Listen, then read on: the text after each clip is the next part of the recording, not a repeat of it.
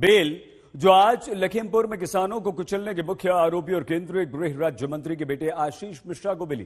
पहले चरण की वोटिंग के दिन ही जमानत का आदेश आता है। क्या इसका फायदा आगे ब्राह्मण बाहुल्य सीटों पर वोटिंग में मिलेगा? इस रिपोर्ट तक हम आपको लेकर चलेंगे, लेकिन उससे पहले ये समझते हैं कि बेल डन हुई कैसे। जिस आशीष उर्फ मोनू मिश्रा के विरुद्ध चार्जशीट में किसानों को जानबूझकर साजिश के तहत कुचलने की बात थी, उसे 4 महीने में आखिर जमानत कैसे मिल गई?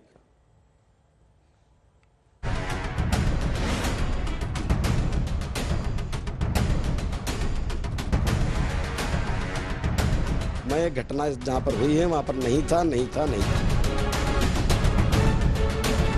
एक भी वीडियो अगर आप दिखा दें तो मैं मंत्री पद से इस्तीफा दे दूंगा। आप एक भी वीडियो दिखा दें मेरे पुत्र की उपस्थिति का वहां, तो मैं मंत्री पद से इस्तीफा दे दूंगा।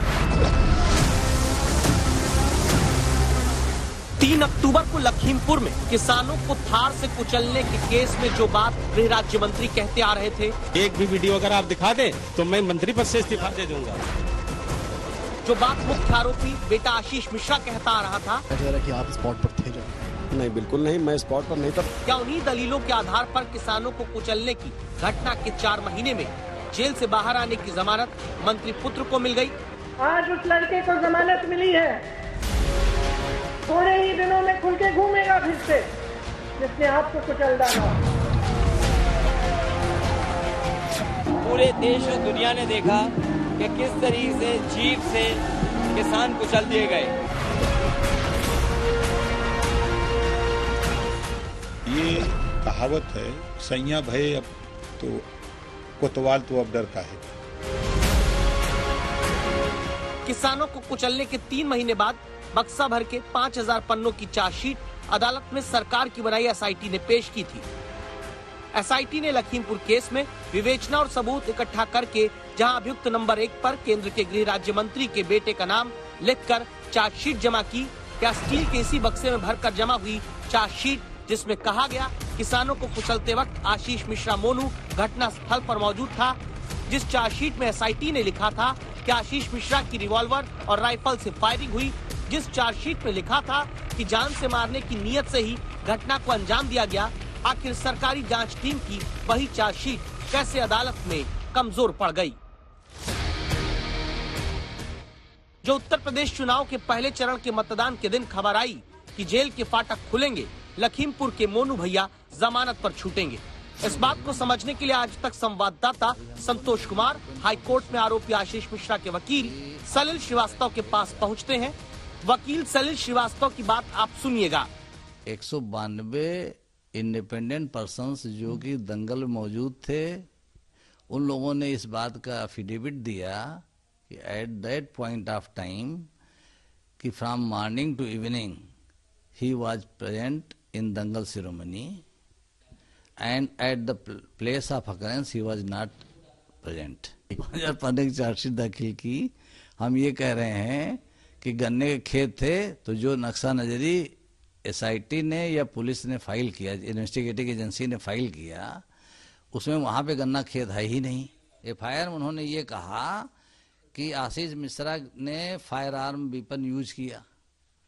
तो जो फायर आर्म वेपन यूज किया गया, तो अगर ये मान भी लिया जाए तो जो 8 लोग मरे, उसमें फायर आर्म वेपन की कोई चोट किसी 8 लोगों में से किसी को नहीं है।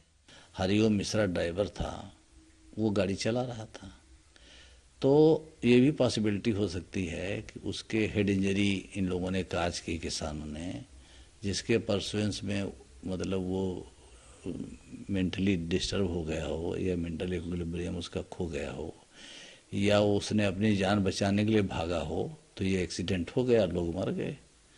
तो ये पॉसिबिलिटी हो सकती है। उसको किसानों ने मिलके ऑन स्पॉट मार डाला, तो क्राइम का तो पूरा विजडम वही खत्म हो गया, जेनेसिस ही खत्म हो गई। यानी देश के गृह राज्य मंत्री अजय मिश्रा के बेटे के वकील ये साबित करने में जुटे हैं कि लखीमपुर में गाड़ी तो जान बचाने में किसानों पर चढ़ गई होगी, वहां आशीष मिश्रा नहीं था। केंद्रीय मंत्री के बेटे के वकील के मुताबिक जिम्मेदार होता तो ड्राइवर होता, लेकिन उसे ही लोगों ने मार डाला। तो क्या सरकार की बनाई एसआईटी फंसा रही थी या फिर जांच में रिपोर्ट ठीक से नहीं रखी गई? याद करिए अब दिसंबर का पत्रकारों के सवाल पर मंत्री जी का गुस्सा।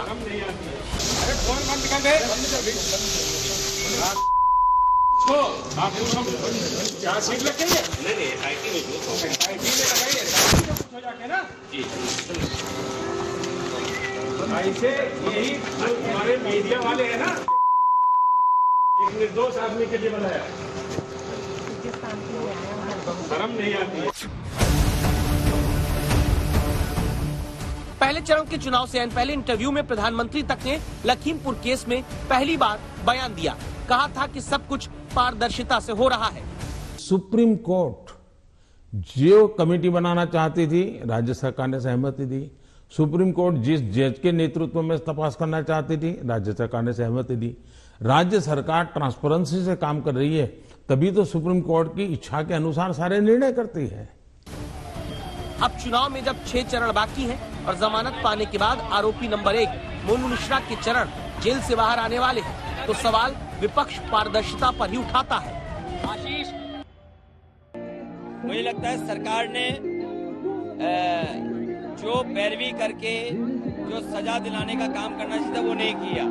पूरे देश और दुनिया ने देखा कि किस तरीके से जीप से किसान कुचल दिए गए, और आज भी पूरे प्रदेश और देश का किसान ये मानता है कि भारतीय जनता पार्टी की वजह से उन किसानों की जान गई है। आज उस लड़के को जमानत मिली है, थोड़े ही दिनों में खुल के घूमेगा फिर से, जिसने आपको कुचल डाला।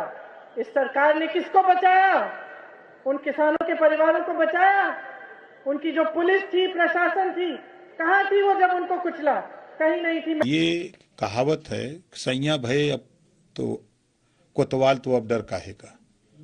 भारतीय जनता पार्टी के गृह राज्य मंत्री के बेटे का सवाल है, और आपने देखा कि पीएमओ दफ्तर जब चुनाव आयोग तलब हो सकता है, तो कहीं न कहीं भारतीय जनता पार्टी के जहां स्वार्थ सिद्ध होता है वहां तो उसको बेल मिल जाती है, लेकिन जब भारतीय जनता पार्टी को स्वार्थ सिद्ध नहीं होता तो उसको बेल नहीं मिलती है।